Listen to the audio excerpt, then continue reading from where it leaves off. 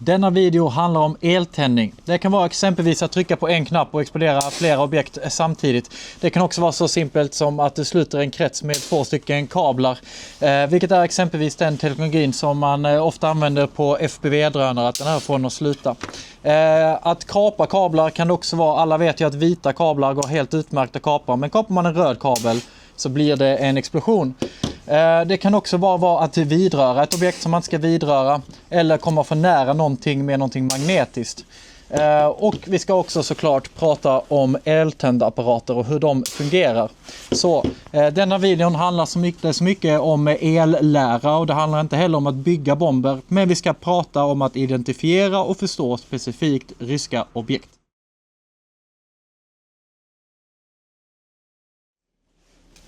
Okej, när vi pratar om eltändning så ska vi börja prata om elsprängpatroner. Och det jag har här är EDP, EDPR. Skillnaden mellan de två EDPR, de har gängorna, M10-gängorna som passar bra in i mina, så jag fäster den hur bra som helst. Hur de här fungerar egentligen, du har 2 stycken kontakter där på andra änden som är väldigt nära varandra. Och när du skickar tillräckligt mycket ström här igenom så kommer det blixtra till. Och då kommer det tända en liten brandsats som tänder väldigt kraftfullt tändämne, och sen tänder resten av sprängpatronen. Vi snackar det är 1 gram av explosivämne i den här, och de här första delarna vi snackar 10 gram liksom. Så det är de små volymerna, men det är det som krävs för att tända denna som sen tänder resten av minan. Det finns ingen riktig standardisering av färger mer än att vit är vanligt. Och det jag ska säga är att som det är just nu så finns det en uppsjö av olika elsprängpatroner, och tyvärr också väldigt mycket hemmagjort. Vilket är självklart väldigt farligt att tillverka, men de har brist på den här typen av material, så att det har fått blivit så. EDP har inte gängorna. Däremot i en exempelvis MON 50 så får du en sån här liten adapter som fungerar helt utmärkt då till att skruva fast den i din tändare. I din mina. EDP här är en helt vanlig förpackning för det. Det här kan vara en indikator för dig att det finns att det är någonting med eltändning i närheten, exempelvis minor. Det skulle det kunna vara, om du ser en sån. Det kan också vara i sådana individuella förpackningar som i exempelvis denna. Så NM71, här snackar vi riktigt bra grejer. Vad jag vet har vi ingenting som detta i Försvarsmakten. Det här är super. Det vi har här egentligen, det är ett slagstift här inne och en squib. En sån här liten squib, och egentligen när man tänder den här squibben så kommer kraften av det trycket, i och med att den är helt innesluten, att trycka det av slagstiftet bara precis så liten ned som det behövs för att tända en MD5 eller MD2 eller någonting annat. Det här är jättebra. Det är alltså ingen fjäder eller någonting i det här. Det här är jättesäkert att använda, och man kan förbereda den på ett sånt sätt så det här är egentligen bara sista steget i hela kedjan, är bara att skruva fast den här, och sen så har du förberett hela ditt elektriska system. Fantastiskt bra. Fantastiskt bra. Simpelt och säkert att nyttja. Ni ser också transportpluggen här. Det var också en del av frågorna jag ställde innan. Så här har ni del av svaret. Så här ser transportskyddet ut för NM. Vilket också skulle kunna vara en indikator om du är nära en mina eller någonting annat explosivt i närheten. Vi får oss kvar vid lite också, och också på tanke om de här frågorna så har vi ett annat svar här, och det här är alltså transportskyddet för OZM. För att om man ska bibehålla hoppfunktionen på OZM så ska man ner det här hålet. Och det kan jag göra med en NM71. Det kan jag inte riktigt göra med en elsprängpatron. Jag kan däremot göra det här, men då kommer inte minan att hoppa. Vi ska prata mer ingående om OZM och MON och alla minor. Vi har inte riktigt kommit till minorna än. Vi håller oss kvar vid tändsystemen fortfarande. Men det är ju det som är längst fram så att säga, och sen så däremellan vill man ju ha, beroende på hur man sätter upp systemet, men om vi tar exempelvis command detonator då, så att det är någon som ska sitta där med en eltändarapparat, så har vi ju däremellan tändkabel. Det är inte så mycket att säga om den här helt vanliga tändkabeln, men jag har den här bara för att jämföra med detta Rapid Coil. Det här är jättebra, och det här är någonting som ryssarna har haft väldigt länge, men som vi i Sverige egentligen inte riktigt har. Vi EOD-folket har och sånt, men vanliga ingenjörer ingenting vad jag vet, som vi har M-nummermärkt. Får någon rätta mig om jag har fel. Men det är egentligen bara kabel, men det är bara det spolat på sånt sätt så det är otroligt smidigt och snabbt att använda detta. Så vi har 2 kontakter här. De här fäster jag vid min EDP exempelvis. Och jag kan till och med förbereda den och ha den här inne i hålet. Ut med det, in i minan. Och sen så kan jag bara dra ut det här. Jag kan springa med denna i handen. Och så snabbt får jag ut min kabel. Det är väldigt behändigt om man är tvungen att jobba snabbt. Vilket är det här kriget man är mer och mer tvungen till att göra.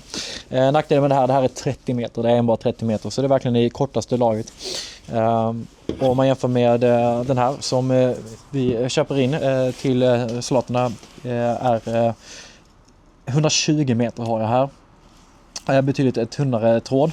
Den är betydligt tyngre såklart, men det är ju mer tråd där i. Och jag kan göra samma sak. Jag kan också förbereda på ett sånt sätt direkt i denna. Det finns såklart nackdelar med Rapid Coil.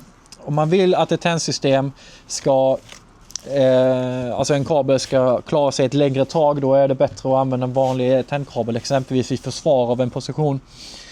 För att vill man att en kabel ska hålla så är det bäst att gräva ner den på grund av artillerislag och liknande i närheten. Och just det att om det är ett kabelbrott så är det bara så mycket enklare att åtgärda ett kabelbrott med en vanlig tändkabel än med de här på grund av sättet de här är isolerade då. Och om man ändå ska gräva ner kabeln så kommer det ju ta mer tid. Vilket gör att funktionen med denna liksom lite uteblir så att säga. Så vi har pratat om detta nu. Jag har glömt säga lite andra indikatorer. Har vi exempelvis för NM71 kommer förpackade så här i förpackningar om 10. Så sån här styroform kan också vara en indikator för dig. Och jag vet inte om jag sa det, men individuell förpackning för sprängpatroner kan se ut så här. Exempelvis. Så, nu går vi vidare. Okej, vi har pratat om elsprängpatroner, vi har pratat om kabel, nu ska vi prata om tändapparater. Och jag har lite olika här borta. Och om vi börjar denna änden så är vi inne på induktionständarna. Och de fungerar vid induktion, vilket egentligen är att när jag trycker in här så är det en kolv som byter plats, vilket gör att jag ändrar polariteten i ett magnetfält. Och det är det som får den kraften jag behöver. Fördelen med det är att det inte kräver några batterier, vilket gör att det här kan förrådställas, som exempelvis M57 Klackerns roll då, tillsammans med en Claymore väldigt länge, och sen så när man plockar upp den så kommer den att fungera, vilket man inte kan göra med någonting som är drivet på batteri. Men nackdelen är att det inte är särskilt kraftigt. Den har klarat nätverk upp till 14 ohm. PM4 klarar ett nätverk upp till 20 ohm. Vilket egentligen betyder att den klarar den kabeln som kommer i kittet till Claymore, och den här PM4 kommer klara den här. Men ska man ett nätverk som är säg 100 meter långt eller bara börja seriekoppla minor och ha sig, då kommer de här direkt få problem. Och egentligen jag ser inte så stor anledning att använda någon av de här i med tanke på att med ett Motorola-batteri kan jag göra detsamma. Den svenska tändapparat 12 fungerar också via induktion. Det tråkiga med tändapparat 12, den fungerar bara en gång. Och sen så måste du återställa den via ett bilbatteri, så det är bökigt. Men de här fungerar båda två flera gånger. De här har också ett självtest. Vi ska inte prata så mycket om denna, men vi pratar om PM4. Det är här jag connectar mina kablar i dessa, och det är också här den tyvärr har en tendens att gå sönder när man trycker ner båda samtidigt. Så de är lite känsliga, man ska egentligen trycka in dem en för en. Så.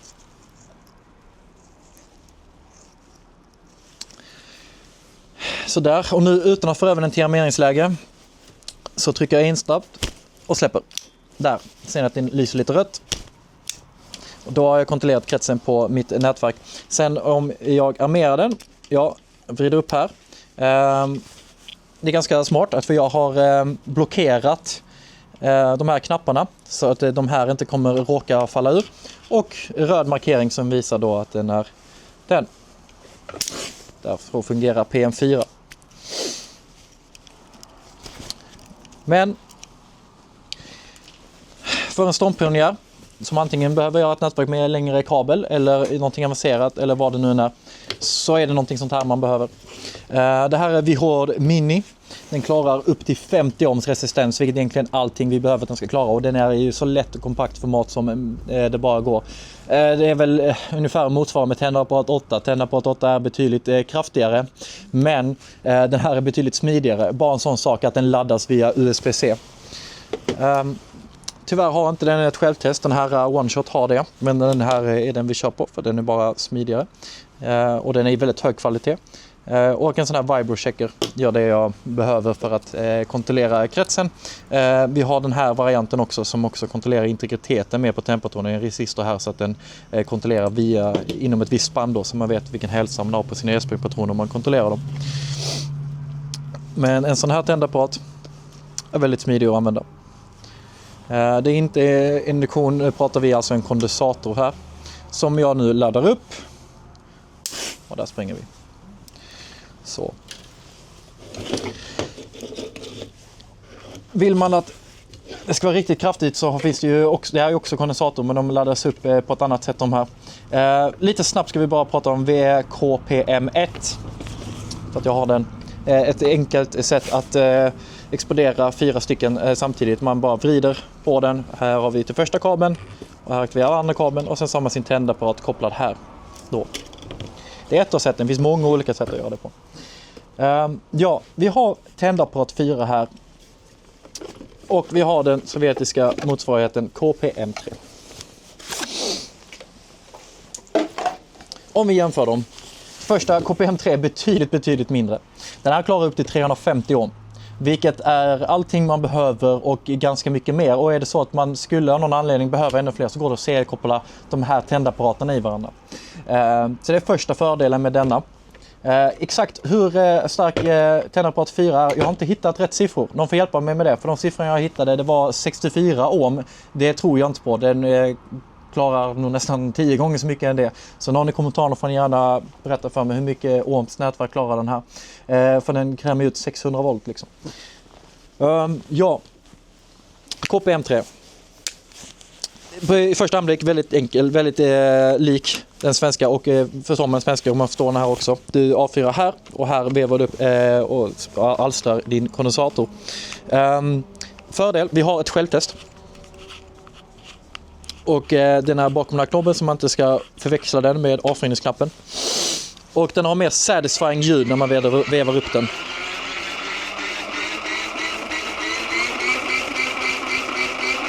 Där vänstra lyslådan blinkar. Trycker jag på båda. Ni ser att båda lyser. Och sen så kommer den högra slockna. Jag ser dåligt från mitt håll här. Den har slocknat bra. Och den vänstra kommer att hålla i sig i 60 sekunder ungefär. Då vet man att den här fungerar så som den ska. Det har vi inte på Tändarapparat 4. Ni såg att den vänstra dioden här, där jag laddar upp den till 100%. Så när den börjar lysa, då kommer den också att vad ska man säga, ta bort all excess spänning här inne så att det är säkert att fortsätta veva på denna så att säga. Man kan inte veva den för mycket för att allting utöver det kommer liksom att komma ut automatiskt. Medan Tändarapparat 4, när den här når till sitt max, när jag vevat upp den till max här. Hopp. Ursäkta mig, det här blir lite bökig ställning att göra från. Om jag fortsätter veva efter max så kan jag skada tändapparaten. Så. Fördelen jag ser med Tändarapparat 4 det är en stor röd knapp för att tända, vilket är väldigt satisfying. Men jag gillar KPM3 därför att ljudet när man spänner upp den är mer satisfying för mig. Så det är det olika. Egentligen, det här är det som man får, men vi vill att man ska lägga pengar på det. Eller vi lägger pengar för att ge dem såna här tändapparater. För det här är allting som de behöver i ett väldigt, väldigt kompakt format. Ska vi tända den också. Nu tiden ni väntar på att jag fipplar här och där skulle jag ha förberett lite om radio. När det kommer till radioutlöst. Ledordet är billigt egentligen. Räckvidden kan man få ut via de här retranslators och släppa det via drönare. Så att billigt för att det här är verkligen förbrukningsvaror. Så riktigt tänker vi inte med i Sverige. Om vi har vårt tändarapparat 4 så när vi jobbar så lägger vi väldigt mycket energi på att spara mottagarna. Men det här sättet, det här är bara 3D-printat skal. Den här klarar en räckvidd på 10 km och vid translaten så kan du öka det ytterligare. Det är ett sätt att göra det så billigt som möjligt. Så, tändapparater. Nu vet ni hur man nyttjar KPM3. Hopp. Då går vi vidare.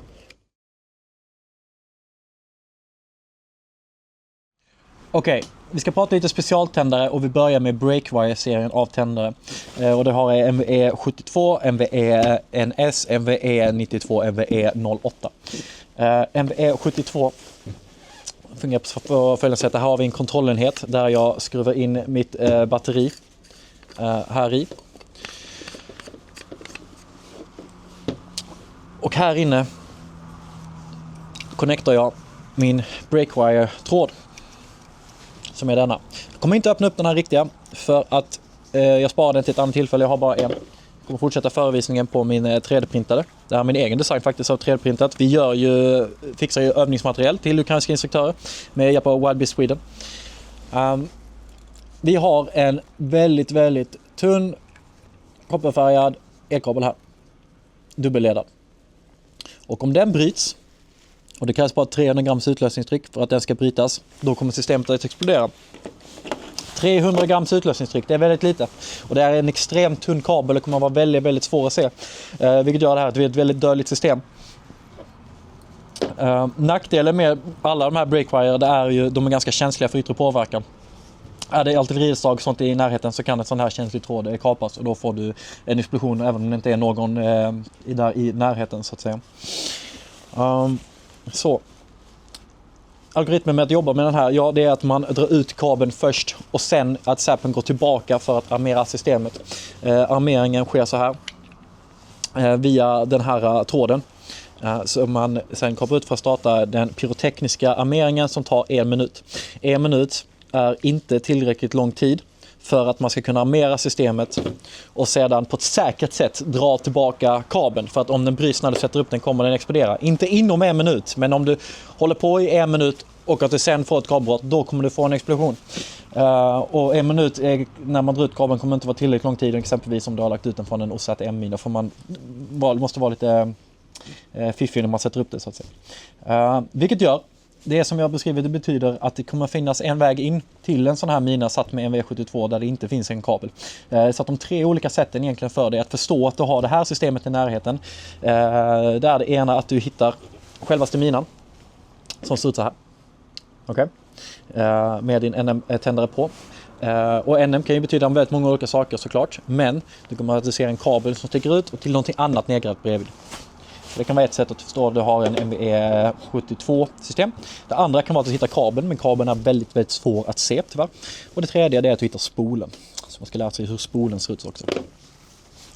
All right. Det finns ingen autodestruktion på den här. Så att det här systemet kommer att hålla sig i 2 till 3 år ungefär.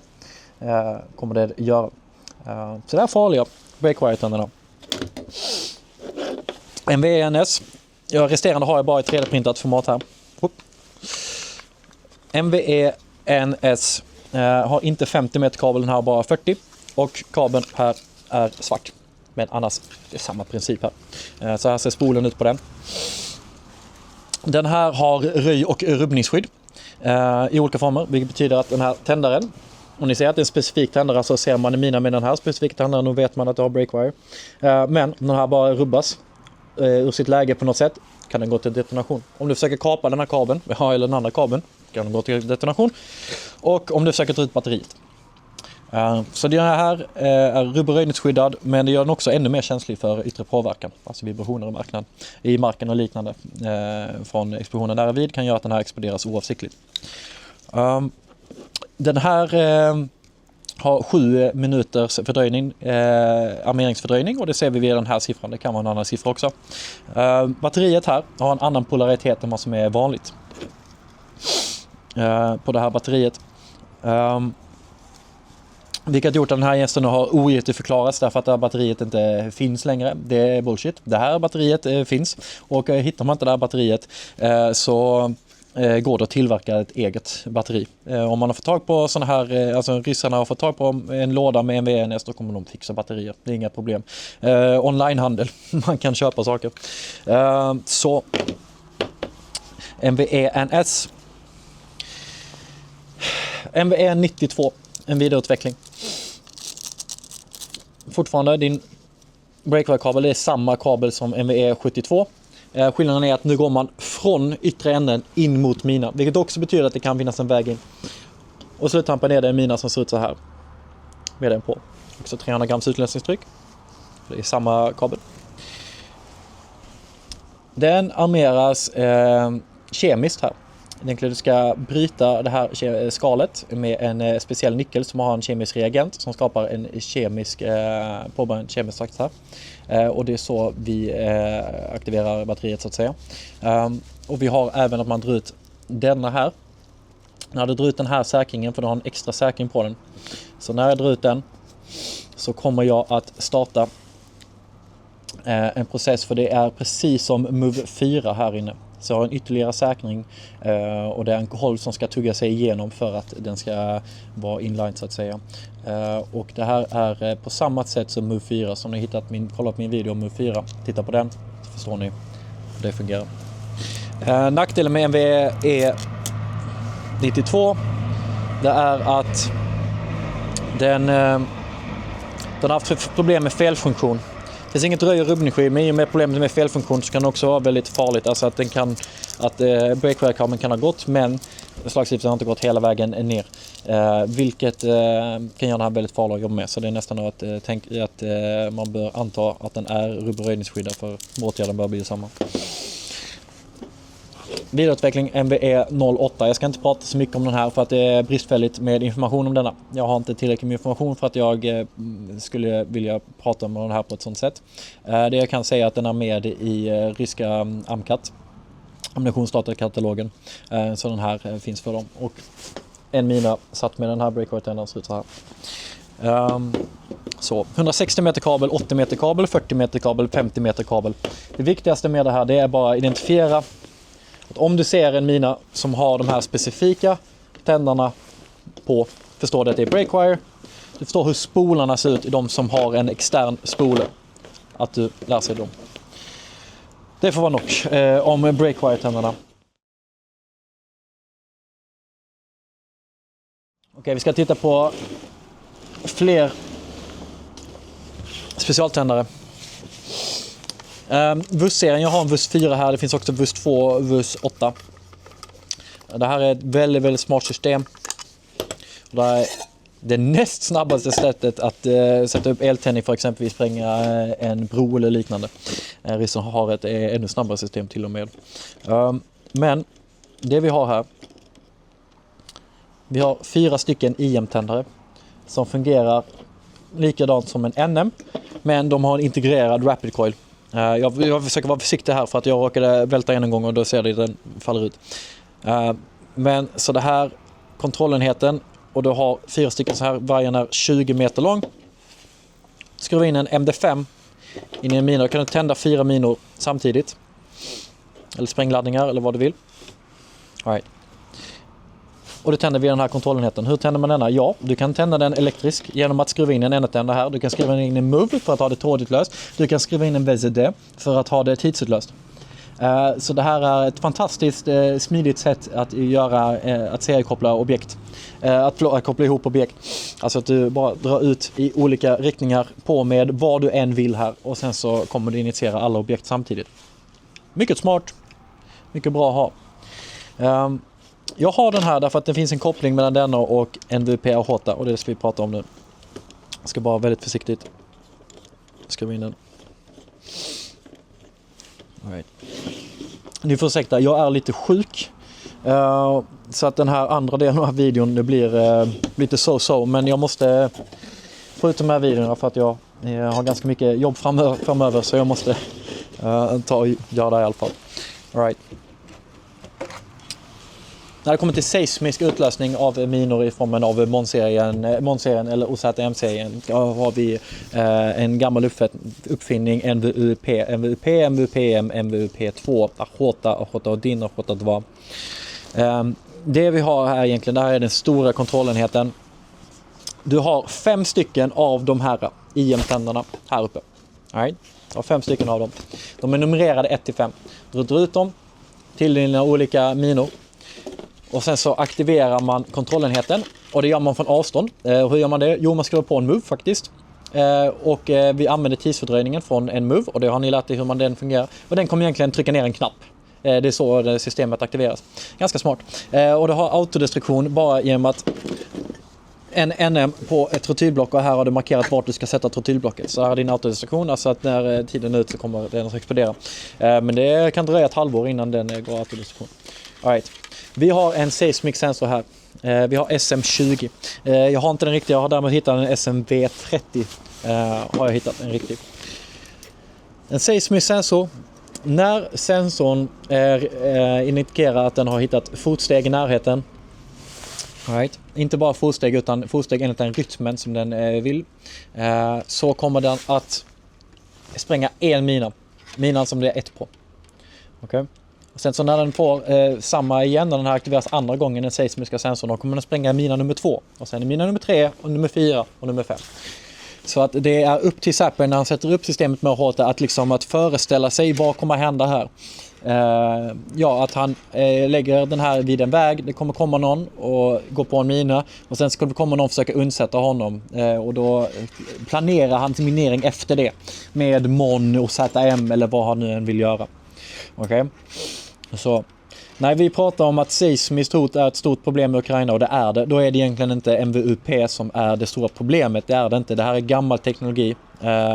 Men den fungerar inte så bra som ryssarna själva säger att den fungerar, men den fungerar och den finns. Men jag har med den utbildningen inte för att den är ett vanligt hot och det är någonting att vara jättevaksam över, utan det är mer för att det går väldigt mycket myter om den här. Så då kommer vi gå igenom vad är det den faktiskt gör och vad det faktiskt inte gör.